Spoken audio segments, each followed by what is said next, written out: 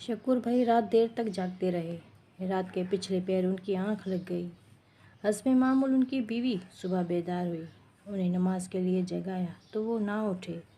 جگاتے جگاتے نماز کا وقت نکل گیا تو انہوں نے شوہر کے لیے ناشتہ بنایا اور ساتھ لے جانے کے لیے کھانا بھی تیار کر دیا۔ اس دوران بھی آوازیں دیتی رہی۔ ان کے دفتر جانے کا وقت ہو گیا لیکن وہ نہ اٹھے۔ ان کی بیوی نے کینی پکڑ کر ہلائی، وہ تب بھی نہ اٹھے تو بیوی رو کہ رات کو انہیں بخار تھا، افسروں نے اس سے اتنا کام لیا کہ وہ مر گئے اور میں بیوہ ہو گئی۔ آنن فانن پورے محلے میں خبر پھیل گئی کہ شکور بھائی کا انتقال ہو گیا ہے۔ گھر کا کچا صحن تھا۔ بھائی شکور کو غسل کے لیے نیچے لٹایا گیا۔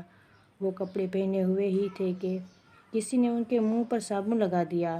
اسی وقت وہ ہوش میں آ گئے۔ پھر چیختے آنکھوں کو ملتے ہوئے اٹھ بیٹھے، میری آنکھوں میں مرچیں کس نے ڈالی ہیں؟ انہیں زندہ ہوتے دیکھ کر قریب کھڑے کمزور دل افراد ڈر گئے۔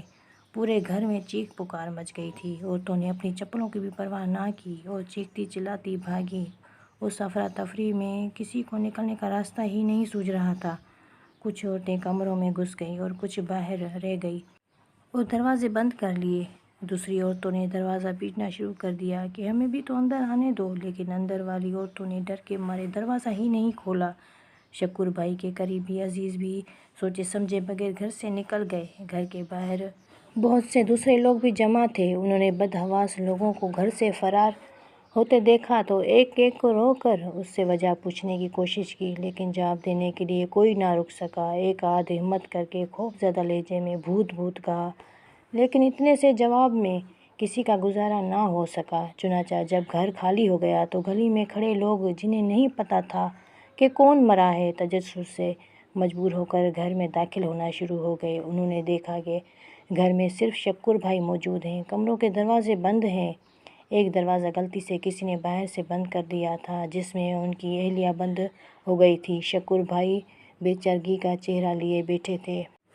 لوگوں نے انہی سے پوچھا، انتقال کس کا ہوا ہے؟ شکور بھائی چڑ کر بولے، انتقال میرا ہوا ہے۔ باہر سے آنے والے کیونکہ اس معاملے سے واقف نہ تھے، اس لیے وہ سمجھ ہی نہیں پا رہے تھے کہ جس کے انتقال پر آئے ہیں وہی ان کے سامنے کھڑا ہے۔ یہ کیسے ہو سکتا ہے؟ محلے کے چند معتبر افراد نے آنے والوں کو بتایا کہ یہی شکور بھائی ہیں جن کا انتقال ہوا ہے۔ ایک بزرگ نے غور سے نہیں سنا تو پوچھ لیا، وہ کہاں ہیں جس کا انتقال ہوا ہے؟ شکور بھائی کو یہ سن کر غصہ آ گیا۔ بولے، میں زندہ بیٹھا ہوں اور لوگ میری قبر کا بندوبست کرنے بھی چلے گئے، میرے مرنے کا انتظار تو کیا ہوتا؟ شکور بھائی کے ایک دوست نے کہا، بھائی ہمیں تو یہی پتہ چلا تھا کہ تم مر گئے ہو۔ شکور بھائی غصے سے بولے، کس نے کہا ہے کہ میں مر گیا ہوں؟ میں گہری نیند سو رہا تھا، بیوی سمجھی کہ میں مر گیا ہوں۔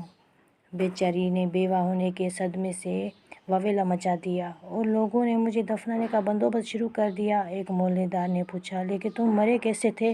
شکور بھائی جھنجھلا کر بولے، کل دفتر میں کام بہت تھا، رات دیر تک کام کرتا رہا، تھکن سے چور گھر آیا تھا۔ راستے میں دھول مٹی بھانپ بھانپ کر نزلہ کھانسی سے بخار ہو گیا تھا۔ طبیعت ٹھیک نہیں تھی اس لیے رات دیر تک جاگتا رہا۔ صبح اذانوں کے وقت ہی کہیں نیند آ سکی۔ انتہائی گہری نیند کی وجہ سے جب میں نہیں اٹھا تو بیوی نے مجھے مردہ اور خود کو بیوہ سمجھ لیا۔ بے وقوف عورت نے مجھے جیتے جی مار دیا۔ اسی وقت باہر سے بند کمرہ کھولا گیا تو دیکھا کہ اس کی بیوی بے ہوش پڑی تھی۔